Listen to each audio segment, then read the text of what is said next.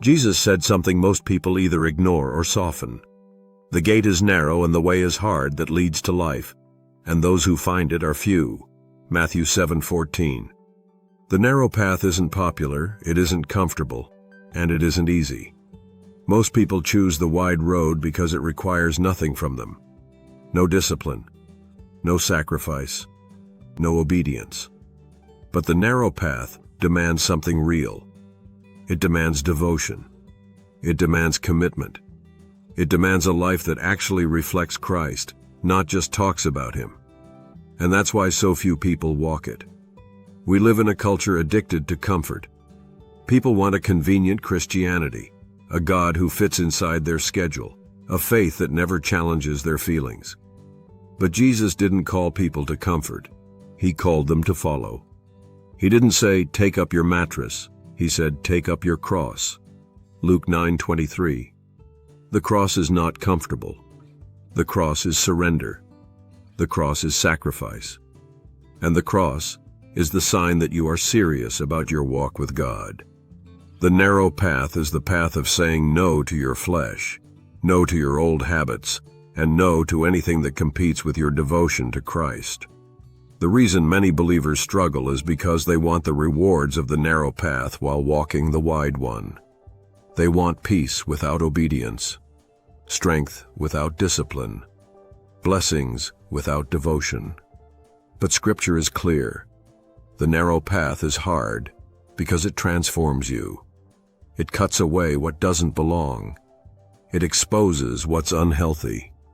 It forces you to confront habits, sins, and patterns that keep you spiritually weak. God doesn't lead you down the narrow path to punish you. He leads you there to refine you. Jesus says the wide gate leads to destruction, meaning the easy life. The life that asks nothing of you is the very life that weakens you. That's why people collapse under pressure. Their faith was never built. Their discipline was never tested. Their devotion was never developed. But when you choose the narrow path, every challenge strengthens you. Every struggle builds endurance. Every sacrifice deepens your commitment. Walking the narrow path means your choices reflect your faith, not your feelings. You don't compromise because the world compromises. You don't lower your standards because culture lowers theirs. You don't bow to temptation because everyone else calls it normal. You walk differently because you belong to God. Romans 12:2 says, "Do not be conformed to this world, but be transformed by the renewing of your mind."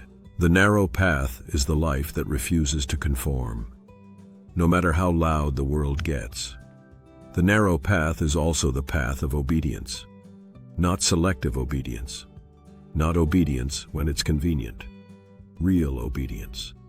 Jesus said in John 14:15, "If you love me, keep my commandments." Love is shown through obedience, not emotion.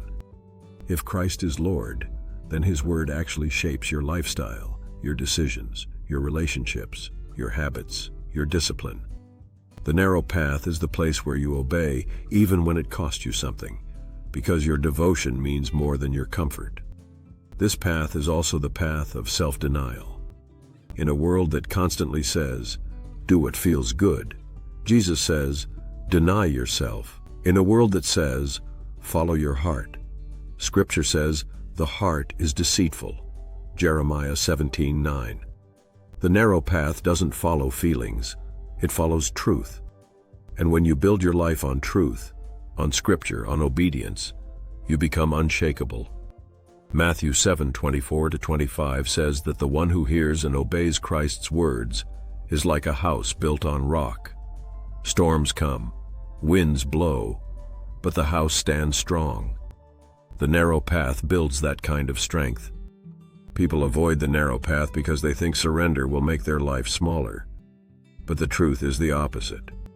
The narrow path is where purpose grows, where maturity forms, where calling becomes clear, where your relationship with God becomes real. The narrow path doesn't shrink your life, it straightens it, strengthens it, and aligns it with God's will. At the end of the day, the narrow path is a choice. No one drifts onto it. No one casually ends up there. You choose it with intention. You choose it through discipline. You choose it by saying, "Lord, not my will but yours be done." And the more you walk it, the more clear your purpose becomes. If you're listening to this, understand something important. God didn't call you to blend in. He called you to stand out. He called you to walk differently. He called you to a path that few will choose, but the path that leads to life, strength, clarity, and purpose. The narrow path is not easy, but it's worth it. Every single step. This is Zeroed In Devotion. Sharpen your faith. Strengthen your walk. Stay devoted.